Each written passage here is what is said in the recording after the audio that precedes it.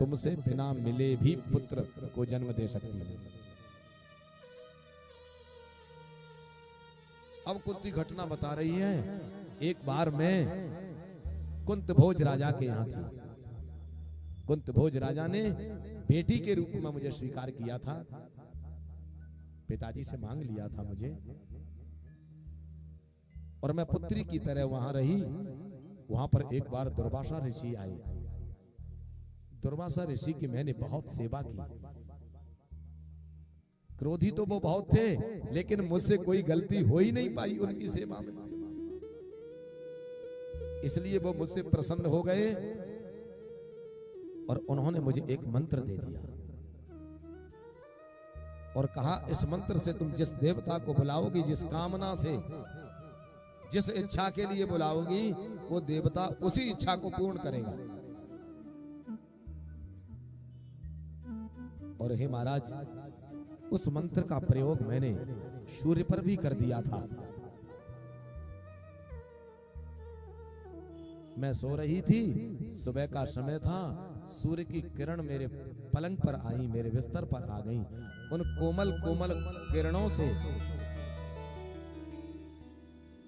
मेरे चित्त में विकृति होने लगी। एक कैसी दिव्य किरण है, एक कैसी अलौकिक किरण है ये, और ये सूर्य की किरण है। और ऐसे अलौकिक दिव्य कोमल किरणों वाले सूर्य के द्वारा अगर किसी को पुत्र मिले तो वो कितना प्रतापी होगा। इस कामना ने जन्म ले लिया कुंती के अंदर, और बस उस मंत्र का प्रयोग सूर्य पर कर दिया,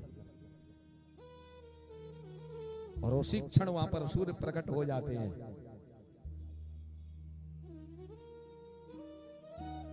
और सूर्य जब प्रकट होते हैं तब एकदम से कुंती को डर लगता है।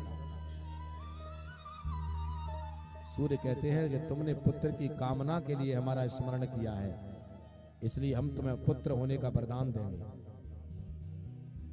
कुंती ने कहा, नहीं नहीं, हमें पुत्र नहीं चाहिए, हम तो कुंवारी हैं, हमसे ये भूल हो गई है, हमें क्षमा करो, हमें पुत्र नहीं चाहिए।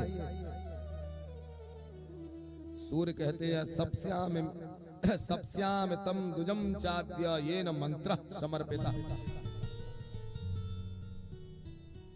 या तो हम तुम्हें वरदान देंगे पुत्र होने का, और अगर इसे स्वीकार नहीं करोगी तो जिस गुरु ने तुम्हें मंत्र दिया है, हम उस गुरु को श्राप दे देंगे, हम उस गुरु को श्राप दे देंगे। इसीलिए हमेशा गुरु को भी मंत्र सावधानी से ही देना चाहिए, उस मंत्र का कोई दुरुपयोग ना करें। कर्ण को इसीलिए तो परशुराम जी महाराज ने कर्ण को पढ़ाया, विद्या सिखाई,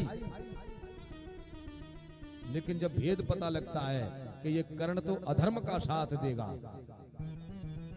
तब उसे श्राप दिया कि तू विद्या को भूल जाएगा। कुपात्र को विद्या नहीं देनी चाहिए, ये भी नियम है।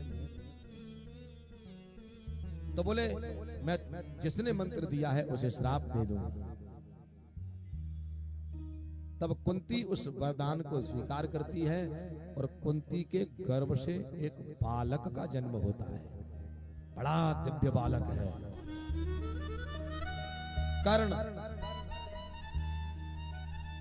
इस कर्ण का जन्म होता है, और ये रहस्य केवल कुंती और कुंती की दासी तक है। कुंती जैसे उस बालक को जन्म देती हैं, और उस बालक को एक मंजूषा में रख करके नदी में बहा देती हैं।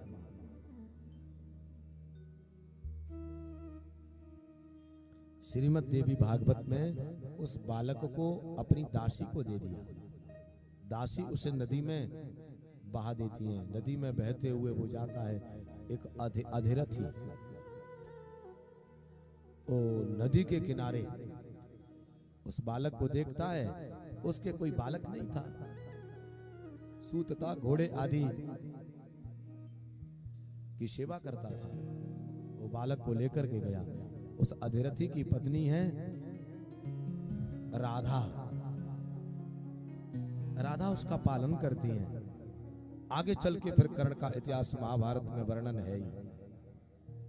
ये कथा आज पांडु को सुनाया उस कुंती ने।